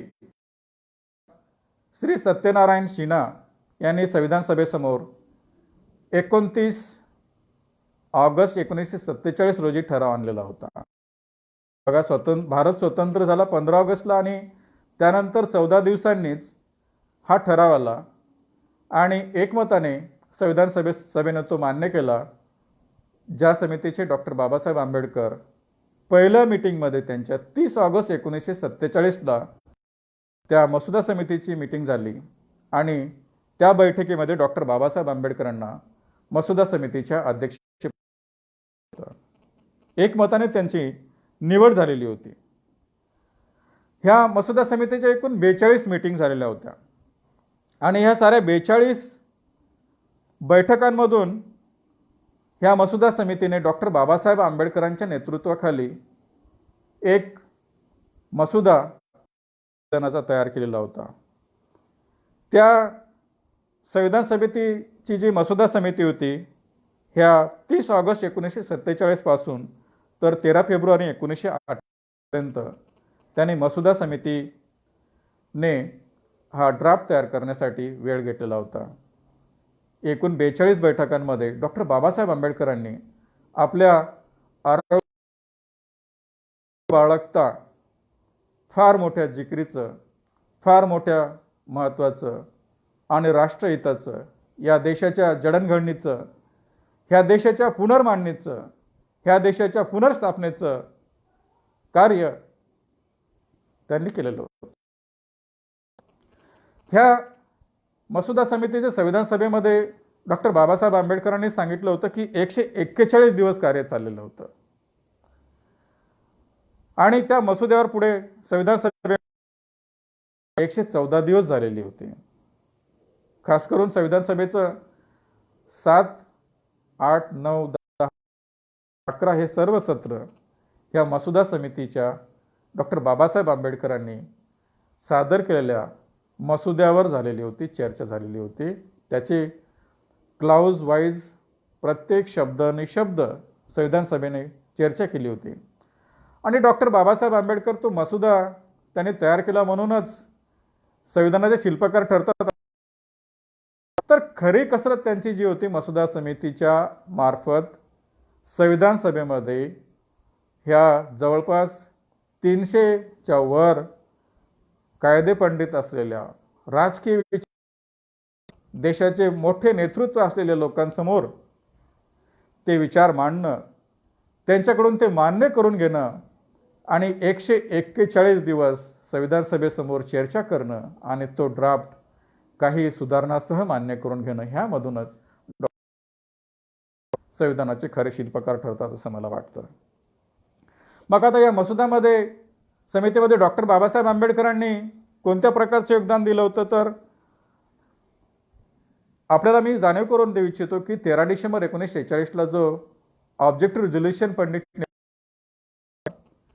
त्यामध्ये काही ज्या गोष्टी आल्या होत्या त्या प्रकर्षाने, जरी मसुदा समितीचं कार्य केवळ किंवा काम किंवा टास्क केवळ त्या ड्राफ्टचा संविधान सभेचे जे सल्लागार होते त्यांनी तयार केलेल्या ड्राफ्टचा स्क्रुटिनी करायचा होता, परंतु तसा तो राहिला नाही. बाबासाहेब आंबेडकर त्याच्या पुढे फार गेले आणि त्यामध्ये फार मोठे आमूलाग्र बदल त्यांनी घडून आणलेले होते. त्याला फार मोठे अशामध्ये जर आपण बघितलं, ज्या दिवशी डॉक्टर बाबासाहेब आंबेडकरांनी तो मसुदा अध्यक्षांकडे मांडलेला होता किंवा सबमिट केलेला होता, ती तारीख होती 21 फेब्रुवारी 1948. 26 फेब्रुवारी 48ला तो लोकांसाठी उपलब्ध झाला होता. त्या पत्रामध्ये डॉक्टर बाबासाहेब आंबेडकर म्हणतात की आम्ही ह्या ड्राफ्टमध्ये काही केलेल्या आहेत. जरी संविधान सभेने त्यावर वेगळ्या प्रकारचे ठराव पारित केले होते, तरी सुद्धा डॉक्टर बाबासाहेब आंबेडकरांना असं वाटलं होतं की देशाच्या पुढच्या हिताच्या दृष्टिकोनातून त्या सुधारणा ह्या संविधानामध्ये आल्याच पाहिजेत आणि त्यापैकी ही एक होती की ज्या अर्थी आपण सार्वभौम देशाला म्हणणार आहे त्या अर्थी तो देश स्वतंत्र असणार आहेच. आणि लोकशाही हा शब्दप्रयोग त्यांनी इथे खास करून केला होता. काय होती लोकशाहीची भूमिका डॉक्टर बाबासाहेब आंबेडकरांची, तर लोकशाही बाबासाहेबांसाठी एक अशा प्रकारचं गव्हर्नमेंट किंवा सरकारचं स्वरूप होतं की ज्यायोगे ते व्यक्तीच्या सामाजिक आणि आर्थिक जीवनामध्ये कोणताही रक्तपात न करता क्रांतिकारक बदल घडवून आणू इच्छित होते. त्यांना लोकशाही हा शब्द यामध्ये नियोजित केल्यापासून ह्या देशामध्ये सांसदीय लोकशाही प्रस्थापित करायची होती. सांसदीय लोकशाही म्हणजे एक व्यक्ती, एक मत, एक मूल्य. सांसदीय लोकशाही म्हणजे राजकीय लोकशाही, सांसदीय लोकशाही म्हणजे सामाजिक लोकशाही, सांसदीय लोकशाही म्हणजे आर्थिक लोकशाही असा त्याचा अर्थ होता. नेहरूंच्या ऑब्जेक्टिव्ह रेझोल्युशनमध्ये न्याय, स्वातंत्र्य आणि समता ह्या बाबी आलेल्या होत्या. परंतु डॉक्टर बाबासाहेब आंबेडकरांनी त्यामध्ये बंधुता ह्या एका नवीन धोरणाला अंतर्भूत केलेलं होतं. याचं कारण काय होतं? डॉक्टर बाबासाहेब आंबेडकरांच्या मते जर त्या दिवशी जर कोणती गोष्ट गरजेची होती तर ती होती बंधुता. आणि ते त्या पत्रामध्ये असं लिहितात की आम्हाला असं वाटतं की हा देश पुढे जर अखंड एकसंघ एक ठेवायचा असेल तर इथे लोकांमध्ये बंधुता प्रवर्धित करणं फार महत्त्वाचं आहे. आणि मग त्यांनी आपल्या संविधानांतर्गत व्यक्तीची प्रतिष्ठा, राष्ट्राची एकता प्रवर्धित करणारी बंधुता आणण्याचं ठरलं होतं आणि तो शब्द त्यांनी नियोजित केला होता. पण त्या शब्दाचा, त्या विचाराचा, त्या तत्त्वज्ञानाचा स्रोत आपण बघितला तर तो बुद्धाच्या मैत्रीमध्ये जातो. आणि त्या अर्थाने डॉक्टर बाबासाहेब आंबेडकरांनी बुद्ध धम्म स्वीकारण्याच्या अगोदर 14 ऑक्टोबर 1956ला बाबासाहेबांनी बुद्ध धम्म स्वीकारला औपचारिक अर्थानं. परंतु त्यापूर्वी ह्या दिवशी मसुदा समितीच्या अंतर्गत संविधान सभेमध्ये डॉक्टर बाबासाहेब आंबेडकरांनी न्याय, स्वातंत्र्य, समता आणि बंधुता ह्या गोष्टी आणून बुद्ध शासनचा नक्कीच अंतर्भाव संविधानामध्ये केलेला होता. हे आपल्याला इथे विशद केलं पाहिजे. त्यानंतर मग त्यांनी आपल्याच स्वनिर्मित संविधानाच्या अंतर्गत धर्म स्वातंत्र्याच्या मूलभूत अधिकाराच्या अंतर्गत 14 ऑक्टोबर 1956ला बुद्ध धर्माची दीक्षा घेतली. हा इतिहास आहे. माझ्या आकलनाप्रमाणे ह्या जगामधील डॉक्टर बाबासाहेब आंबेडकर एकमेव असे संविधान निर्माते आहेत की ज्यांनी आपणच निर्माण केलेल्या संविधाना अंतर्गत असलेल्या धर्म स्वातंत्र्याच्या अधिकाराची अंमलबजावणी एखादा वेगळा धर्म स्वीकारून केलेला असावा. Doctor Babasaheb Ambedkar is the only person who have according to my knowledge. ह्यामध्ये आणखी दुसरी गोष्ट मी सांगेन की डॉक्टर बाबासाहेब आंबेडकरांनी आपल्या संविधानाची सुरुवात प्रास्ताविकेमध्ये जी केली ती आम्ही भारतीय लोक अशा प्रकारची केलेली आहे. त्यावर 17 ऑक्टोबर 1949ला संविधान सभेमध्ये आणि मग अनेक संविधान सभेच्या सदस्यांनी त्याची सुरुवात ही in the name of God किंवा देवाच्या नावे, इन द नेम ऑफ परमेश्वर अशा प्रकारे करावी अशी केली होती, ज्यामध्ये खास करून कामत, मालवीय आणि मोहानी अशा प्रकारचे सदस्य होते. परंतु बाबासाहेब आंबेडकरांनी आपला हा विचार लावून धरलेला होता की ह्या संविधानाची सुरुवात आम्ही भारतीय लोक अशीच होईल. त्यांनी त्या ठरावाच्या पुरस्कर्त्यांना विनंती केली होती की आपण आपले ठराव मागे घ्यावेत, प्रस्ताव मागे घ्यावेत. परंतु त्यांनी सभागृहाची विभागणी मागितली, मतदान मागितले. आणि मी आपल्याला इथे सांगू इच्छितो की ह्या देशामध्ये ह्या संविधान सभेमध्ये जे मतदान झालं त्यामध्ये आम्ही भारतीय लोक हा शब्द, देवांचा उल्लेख संविधानामध्ये जो येऊ पाहत होता तो 48-41 अशा मताधिक्याने डॉक्टर बाबासाहेब आंबेडकरांच्या प्रती किंवा आम्ही भारतीय लोक ह्या शब्दाप्रती मतदान करून संविधान सभेने पारित केला. ही एक डॉक्टर बाबासाहेब आंबेडकरांच्या कार्याची फलश्रुती होती. ह्या मसुद्यामध्ये काय होतं, याचे काय वैशिष्ट्य होते हे थोडक्यात मी आपल्यासमोर मांडेन. आपला वेळ मला नक्की माहिती आहे की आता 2 वाजून गेलेले आहेत, परंतु अजून 15 ते 20 मिनिटं आपण व्याख्यानामध्ये सहभागी व्हायचं आहे. त्याशिवाय मला या व्याख्यानाला न्याय देता येऊ शकणार नाही आणि मी अशी अपेक्षा करतो की इथे उपस्थित राहाल. ह्या मसुद्यामध्ये डॉक्टर बाबासाहेब आंबेडकरांनी जो तयार केलेला होता त्याचे ॲक्च्युली 2 मसुदे तयार झाले पुढे. एक ड्राफ्टिंग कमिटीने संविधान सभेसमोर किंवा अध्यक्षांना जो सादर केला होता 21 फेब्रुवारी 1948ला तो पुढे लोकांसाठी उपलब्ध होता. त्याचे वैशिष्ट्य असे होते की त्यामध्ये 315 कलमं होती, 8 परिशिष्ट होते आणि 18 भाग. लोकांनी 8 महिने त्याच्यावर विचार केला. त्याच्यावर अनेक सुधारणा आल्या. 7,635 सुधारणा लोकांनी सूचित केल्या होत्या. त्यापैकी 2,473 सुधारणेवर विचार केलेला होता संविधान सभेने. आणि इथे एक आणखी दुसरी डेव्हलपमेंट आपल्याला सांगेन की त्या सर्व सुधारणा आलेल्या लोकांकडून विचारार्थ घेण्यासाठी संविधान सभेने एक विशेष समिती तयार केली होती आणि त्या विशेष समितीकडे ते सर्व सुधारणा पाठवल्या होत्या. आणि मग विशेष समिती आणि ड्राफ्टिंग कमिटी ह्यांनी मिळून आणखी एक नवीन ड्राफ्ट संविधानाचा तयार केलेला होता. आणि तो सुधारित मसुदा आणि डॉक्टर बाबासाहेब आंबेडकरांनी मसुदा समितीमध्ये जो पूर्ण केला होता, अध्यक्षांना जो सादर केला होता, ते दोन्ही ड्राफ्ट संविधान सभेमध्ये मग नंतर 4 नोव्हेंबर 1948ला चर्चेला आले होते. ह्या दुसऱ्या मसुद्यामध्ये 386 कलमं होती. आज आपलं संविधान जे आहे ते 26 नोव्हेंबर 1949 रोजी आपण पारित केल्याप्रमाणे आहे. आता डॉक्टर बाबासाहेब आंबेडकरांनी 4 नोव्हेंबर 1948च्या आपल्या भाषणामध्ये संविधान अनेक गोष्टीचा उहापोह केलेला होता. मित्र, डॉक्टर बाबासाहेब आंबेडकरांचे संवैधानिक तत्वज्ञान ह्या सुद्धा आपल्याला अभ्यासायला मिळेल.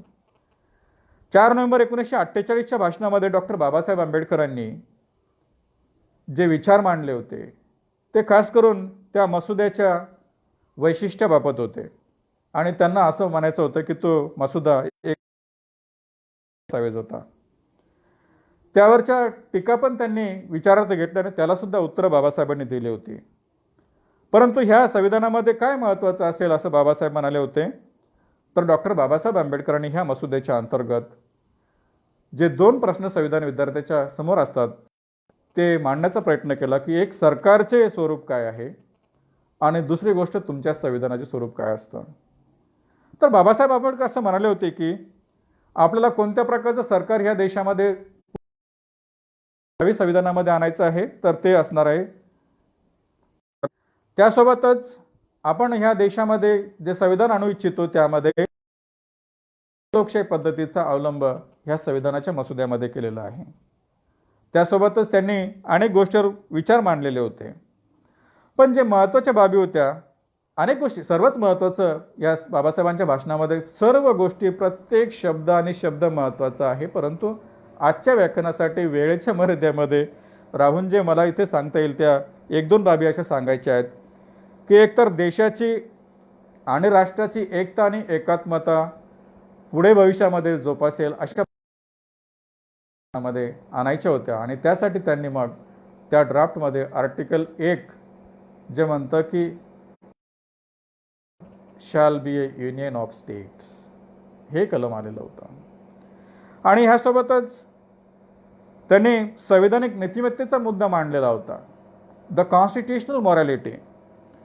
काय असते या संवैधानिक नीतिमत्तेमध्ये, आणि त्यांची अशी अपेक्षा होती की संविधानाविषयी प्रत्येक व्यक्तीच्या मनामध्ये सन्मान असेल, संविधानाच्या तत्त्वज्ञानाविषयी आपल्या व्यक्तीच्या मनामध्ये आदर असेल, म्हणजे संवैधानिक नीतिमत्ता, कॉन्स्टिट्युशनल मॉरॅलिटी.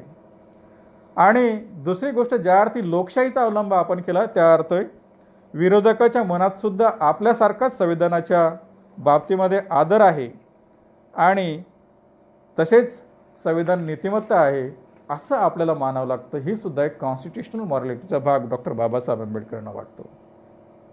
शेवटच्या भागाकडे येत असता, शेवटचा भाग मी आपल्यासमोर मांडतो या व्याख्यानाचा अगदी थोड्या वेळामध्ये, आणि तो असा आहे, डॉक्टर बाबासाहेब आंबेडकरांचं संविधान सभेमधील शेवटचं किंवा समारोपाचं 25 नोव्हेंबर 1900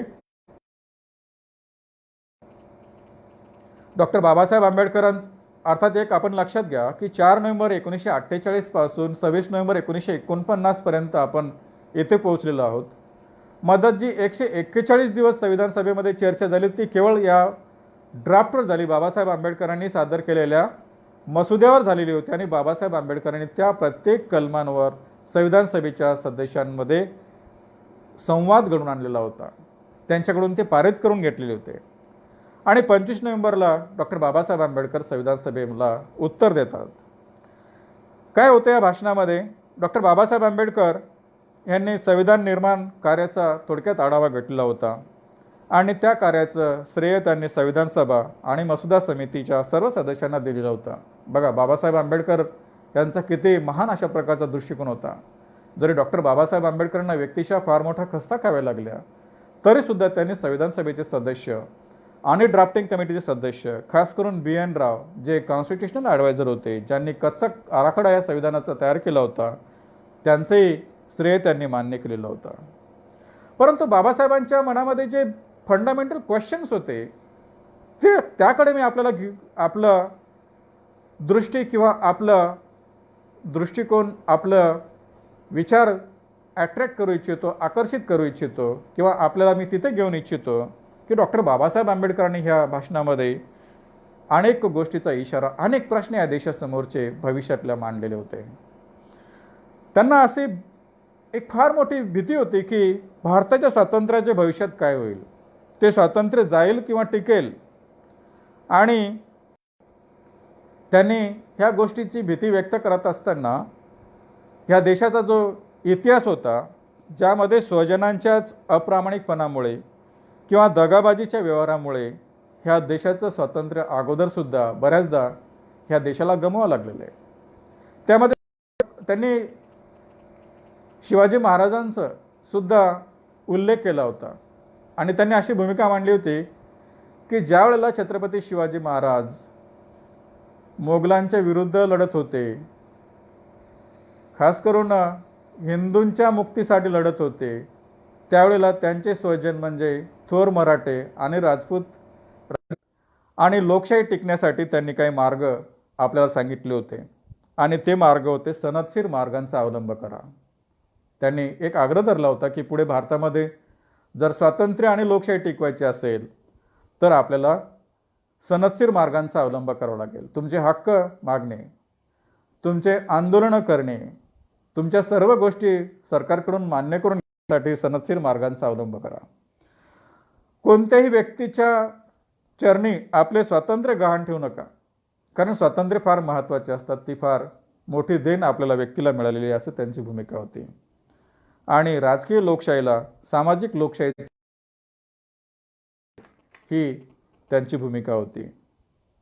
त्यांनी एक फार मोठा गर्भित इशारा या संविधान सभेला दिलेला होता आणि डॉक्टर बाबासाहेब आंबेडकर असं म्हणालेले होते की 26 जानेवारी 1950ला आपण एका विस्मयकारक विसंगत अशा जीवनामध्ये पदार्पण करणार आहोत. सामाजिक आणि आर्थिक दृष्टिकोनातून आपल्यामध्ये विषमता असेल, जरी आपल्यामध्ये राजकीय दृष्टिकोनातून समता असेल, आणि आपल्याला लवकरात लवकर ती सामाजिक आणि आर्थिक दरी दूर करावी लागेल. अर्थात पुढच्या भविष्यातील सरकारसाठी तो एक गर्भित इशारा होता, गंभीर अशा प्रकारचा इशारा होता. आणि बाबासाहेब असं म्हणाले होते, जर ती दरी आपण लवकरात लवकर दूर करू शकलो नाही, भरून काढू शकलो नाही, तर एक ह्या सर्व सामाजिक आणि आर्थिक विषमतेला बळी पडलेले लोक आपण एवढ्या मोठ्या प्रयासानं जे संविधान निर्माण केलेलं आहे, हा इशारा त्यांनी दिलेला होता. मित्र, त्यासोबतच शेवटच्या मुद्द्यावर मी येतो आणि फार कळीचा तो मुद्दा बाबासाहेबांनी मांडला होता, जातीच्या विषयी. आपल्याला माहिती आहे की बाबासाहेब आंबेडकरांनी ॲनिलेशन ऑफ कास्ट हा ग्रंथ लिहिलेला होता आणि त्यांनी संविधाना अंतर्गत सुद्धा जातीचं निर्मूलन कसं झालं पाहिजे ह्या अनुषंगाने त्यांनी आपल्या स्टेट अँड मायनॉरिटीमध्ये संविधान सभेकडे मागणी केलेली होती. लक्षात घ्या, कारण जाती ह्या राष्ट्रद्रोही आहेत, अँटी नॅशनल आहेत, अशी त्यांची एक भूमिका होती. आणि म्हणून शक्य तेवढ्या लवकर ह्या जातीचं निर्मूलन झालं पाहिजे, त्याचं उच्चाटन झालं पाहिजे, त्याशिवाय आपण ह्या देशाला एक राष्ट्र निर्माण करू शकणार नाही, अशी त्यांची भूमिका होती. मात्र हे सर्व करण्यामध्ये ह्या देशाला बंधुतेची फार मोठी नितांत गरज होती. हे त्यांनी ह्या 25 नोव्हेंबर 1949च्या भाषणामध्ये सुद्धा अधोरेखित केलेलं होतं, ह्या संविधान सभेसमोर त्यांनी मांडलेलं होतं. आणि त्यांची अशी भूमिका होती की बंधुतेशिवाय समता आणि स्वातंत्र्य हे केवळ एखाद्या रंगाच्या पापुद्र्यासारखे वरवरच असतील, तेवढेच खोल असतील, फार डीप अशा प्रकारचे जाणार नाहीत. म्हणजे ते मिनिंगलेस होतील, अर्थशून्य होतील. आपले समता आणि स्वातंत्र्याची मूल्य, त्यासाठी बंधुता आपल्याला टिकवावी लागेल. ते केवळ राष्ट्रहिताचं आहे. त्यामधूनच आपण राष्ट्र घडवू शकू, अशी त्यांच्या प्रकारची भूमिका होती. मित्र, आजच्या व्याख्यानामध्ये ह्या काही गोष्टी मी आपल्यासमोर मांडण्याचा प्रयत्न केला. आपण त्या चांगल्यापैकी ऐकून घेतल्या. समारोपाकडे येत असताना डॉक्टर बाबासाहेब आंबेडकर आणि संविधान सभा ह्या विषयावर जे मला प्रतिपादन करता आलं, त्यामधून मला आपल्याला अभ्यासकांना हे जाणवलेलं आहे की जरी डॉक्टर बाबासाहेब आंबेडकर संविधान सभेमध्ये जाऊ शकले, त्यामध्ये यशस्वी झाले, जरी डॉक्टर बाबासाहेब आंबेडकर संविधानाचे शिल्पकार मानले जातात, जरी ते संविधानाचे पितामह मानले जातात, काही विचारवंत तर डॉक्टर बाबासाहेब आंबेडकरांना संविधानाची माता मानतात, a mother of the constitution, because त्यांना असं वाटतं की एखाद्या बालकाला जन्म देणं ह्यामध्ये किती मोठ्या प्रकारचा त्रास असतो, वेदना असतात, ह्या एका पितेला जाणवत नाहीत, त्या एका मातेलाच त्याची कल्पना असते. म्हणून काही विचारवंत बाबासाहेबांना मदर ऑफ कॉन्स्टिट्यूशन म्हणतात. हे असं सारं असलं तरीसुद्धा डॉक्टर बाबासाहेब आंबेडकरांना अनेक गोष्टी संविधानामध्ये अंतर्भूत करता नाही आल्या, हा एक इतिहास आहे. आणि त्यांचे जे अधुरं स्वप्न आहे, त्या अधुऱ्या स्वप्नाकडे मी आपल्याला घेऊन जातो आणि आपल्याकडून काही अपेक्षा करू इच्छितो की आज जे डॉक्टर बाबासाहेब आंबेडकरांच्या विचाराला घेऊन आंबेडकरी चळवळी चाललेल्या आहेत, राजकीय असतील, सामाजिक असतील, आर्थिक असतील, धार्मिक असतील, ह्या चळवळीसमोरचे हे कधी मुद्दे बनतील का? त्याची किती नितांत गरज आहे. आणि ते मुद्दे डॉक्टर बाबासाहेब आंबेडकरांचं संविधानिक स्वप्न जे अधुरं राहिलं आहे, ते पूर्णत्वात जाण्यासाठी आंबेडकरी चळवळीचे फार महत्त्वाचे कळीचे मुद्दे ठरले पाहिजेत असं मला वाटतं. ज्यामध्ये बाबासाहेबांनी पुन्हा पुन्हा ज्याचा उल्लेख केला होता, भारतीय संविधान अंमलानंतर म्हणजे 26 जानेवारी 1950ला आपलं संविधान अंमलात आलं आणि त्यानंतर जी बाबासाहेबांची सामाजिक, आर्थिक, राजकीय फ्रंटवर भाषणं झाली, त्यामध्ये सुद्धा बाबासाहेबांनी पुणे कराराच्या पुनर्विलोकनाचा विचार मांडलेला आहे. त्यांची ठाम भूमिका होती की ह्या राखीव जागांमधून आपलं प्रतिनिधित्व ह्या विधानमंडळामध्ये जाऊ शकत नाही आणि त्यामुळे ते स्वतंत्र मतदारसंघ किंवा त्या अनुषंगाने ह्या लोकांचं खरं प्रतिनिधित्व सभागृहामध्ये कशा प्रकारे जाईल, त्या अनुषंगाने या संविधानामध्ये तरतुदी येतील अशी त्यांची अपेक्षा होती. त्यासाठी त्यांनी संविधान अंमलात आल्यानंतरसुद्धा फार त्यांच्या आपल्या जीवन कार्याच्या अंतिम क्षणापर्यंत सुद्धा त्याचे विचार मांडले होते. हे एक बाबासाहेबांचं अधुरं स्वप्न राहिलेलं आहे. आज जेव्हा आपण राखीव मतदारसंघ आणि ह्यामधून आपलं नेतृत्व विधानमंडळामध्ये जातं, ते आपल्या समाजाचे अस्पृश्य त्या तत्कालीन अस्पृश्य समाजाचे आणि ज्यांच्यासाठी राखीव मतदारसंघ आहेत त्यांचे किती प्रश्न मांडतात सभागृहामध्ये, ह्याचा जर लेखाजोखा घेतला, त्याचा अकाउंट करण्याचा प्रयत्न केला, ऑडिट करण्याचा प्रयत्न केला, तर आपल्याला जाणवेल की बाबासाहेबांची भूमिका किती रास्त होती. त्यावर आज आपल्या आंबेडकरी राजकीय चळवळीकडे काही अजेंडा आहे का, हा बेसिक प्रश्न आज माझ्यासमोर आहे. त्यासोबतच बाबासाहेबांचं जे उद्योग आणि शेती राष्ट्रीयकरणाचं स्वप्न होतं, ते फार महत्त्वाचं होतं. त्यामधून त्यांना काय साध्य करायचं होतं, तर त्यामधून त्यांना ह्या देशामध्ये आर्थिक आणि सामाजिक विषमता दूर करायची होती आणि ह्या उद्योगधंद्याचं राष्ट्रीयकरण केलं पाहिजे, शेतीचं राष्ट्रीयकरण केलं पाहिजे आणि ती शेती सर्व लोकांना त्यांच्या जातीचा विचार न करता समप्रमाणात विभागून दिली पाहिजेत आणि शेती ही सामुदायिक पद्धतीनं कसल्या केली पाहिजे, त्याचा सर्व खर्च हा सरकारने केला पाहिजे. इथे मी आपल्याला एक आणखी जाणीव करून देऊ इच्छितो की आज शेतकऱ्यांच्या ज्या आत्महत्या होत आहेत, जर डॉक्टर बाबासाहेब आंबेडकरांचा हा विचार संविधान सभेला आणि संविधान सभेच्या या ॲडवायझरी कमिटीच्या मूलभूत हक्क उपसमितीला पटला असता तर आज या देशामध्ये फार मोठी क्रांती घडून आली असती आर्थिक प्रमाणामध्ये. शेतकऱ्याने या देशामध्ये कधी आत्महत्या करण्याची परिस्थिती आली नसते असं मला वाटतं. कारण शेतकरी हा कर्जबाजारी होऊ शकला नसता, कारण सरकारने सर्व खर्च शेतीचा केला असता. शेतकऱ्याला त्याचं आपला सर्व मोबदला या शेतीमधून मिळाला असता आणि ह्या देशामधला प्रत्येक जण हा थोड्या ना थोड्या शेतीचा मालक झाला असता. तो राज्य समाजवाद बाबासाहेबांनी मांडला होता. ते बाबासाहेबांचं अधुरं स्वप्न संविधानामध्ये जे यायला पाहिजे होतं ते आज जसं आहे तसंच आहे. यासोबतच बंधुता प्रवर्धित करण्यासाठी कोणत्या प्रकारच्या उपाययोजना नंतर झालेल्या आहेत, कोणत्या प्रकारचे कायदे त्याच्यावर झालेले आहेत. नक्कीच आपल्या संविधानामध्ये 42वी घटनादुरुस्ती आली आणि काही बाबी आपल्या मूलभूत कर्तव्याच्या आल्या आणि मग त्या अनुषंगाने काही डायरेक्टिव्ह प्रिन्सिपल ऑफ स्टेट पॉलिसीमध्ये सुद्धा काही नक्कीच उल्लेख झालेला आहे. परंतु बंधुतेला प्रवर्धित करण्यासाठी मला वाटतं बाबासाहेबांना जशा प्रकारचे अपेक्षित होते बंधुता प्रवर्धित करणं, त्या बंधुतेला प्रवर्धित करण्यासाठी एखाद्या सक्षम कायद्याची नितांत गरज आहे. आणि मला वाटतं हे कार्य डॉक्टर बाबासाहेब आंबेडकरांच्या विचारांवर किंवा निदान डॉक्टर बाबासाहेब आंबेडकरांच्या मेहरबानीवर सभागृहामध्ये, लोकसभेमध्ये, राज्यसभेमध्ये, मंत्रिमंडळामध्ये जे नेते जातात त्यांनी तो विचार मांडला पाहिजेत आणि बंधुतेला प्रवर्धित करण्यासाठी एक कायदा ह्या देशामध्ये कसं येईल ते बघितलं पाहिजे.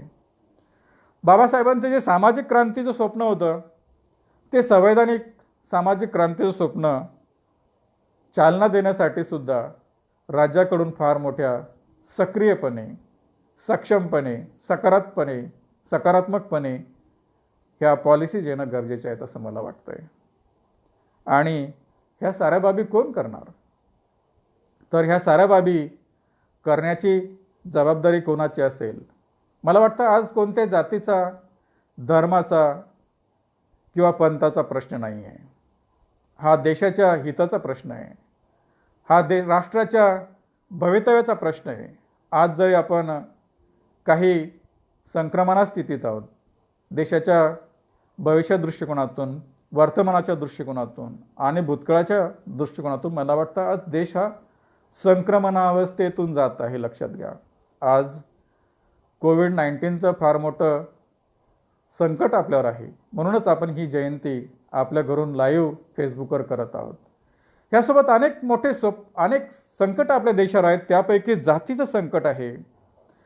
जातीचं निर्मूलन बाबासाहेब आंबेडकरांनी सांगितलेल्या सर्व अधुऱ्या ज्या राहिलेल्या बाबी आहेत संविधान सभेमध्ये ज्या मांडल्या होत्या परंतु आल्या नाही, त्या पूर्णत्वास जाण्यासाठी मला वाटतं धर्म, जात, पंथ, लिंग विरहित त्याचा विचार झाला पाहिजे. देशाच्या हितासाठी त्याचा विचार झाला पाहिजे. किंबहुना ज्या आंबेडकरी चळवळी डॉक्टर बाबासाहेब आंबेडकरांचा विचार घेऊन चालतात किंवा जे नेतृत्व डॉक्टर बाबासाहेब आंबेडकरांचे विचार घेऊन खांद्यावर त्यांची मशाल घेऊन चालतात, त्यांनी आपल्या चळवळीचा अजेंडा हे डॉक्टर बाबासाहेब आंबेडकरांचे अधुरं संवैधानिक राहिलेलं स्वप्न बनवलं पाहिजेत. आपल्या चळवळीचा ते मुद्दा बनवलं पाहिजेत. खास करून मला वाटतं आपलं सक्षम नेतृत्व सभागृहामध्ये जाण्यासाठी ह्यामध्ये डॉक्टर बाबासाहेबांच्या विचारावर चालणाऱ्या सर्व चळवळीला आपल्या संविधानामध्ये कशा प्रकारच्या दुरुस्ती करता येऊ शकतील. बाबासाहेबांनी म्हटलं होतं की संविधानामध्ये दुरुस्तीची तरतूद त्यांनी जाणीवपूर्वकच आणलेली. लक्षात घ्या, कारण त्या जनरेशनला आपल्या अपेक्षेप्रमाणे संविधानामध्ये तरतुदी करता आली पाहिजेत. आणि आज मला असं वाटतं की ही एक नितांत गरज आहे की कुठे ना कुठे याच्यामध्ये मध्यम मार्ग निघावा आणि बाबासाहेबांचं ते ह्या समाजाचे प्रतिनिधित्व, खरे प्रतिनिधित्व सभागृहामध्ये पाठवल्याचं स्वप्न पूर्ण व्हावं. ह्याच्यासाठी कार्य करण्याची, चळवळी होण्याची, चळवळीने तो मुद्दा कळीचा मुद्दा बनवण्याची गरज आहे. राष्ट्रीयकरणाचा मुद्दा बनवण्याची गरज आहे. बंधुता प्रवर्धित करण्याचा कायदा बनवण्याची गरज आहे. त्या अनुषंगाने पुढाकार घेण्याची गरज आहे. तो मांडण्याची गरज आहे. अशा अनेक स्वप्न बाबासाहेबांची अधूर राहिलेले संविधान सभेमध्ये त्यांना पूर्णत्वास नेता आले नाही. हे नेण्याची जबाबदारी बाबासाहेब आंबेडकरांचे अनुयायी समजणारे आपण सर्व प्रबुद्ध समाज. प्रबुद्ध समाज हा जातीवर नाही किंवा तो बुद्ध आहे म्हणून नाही.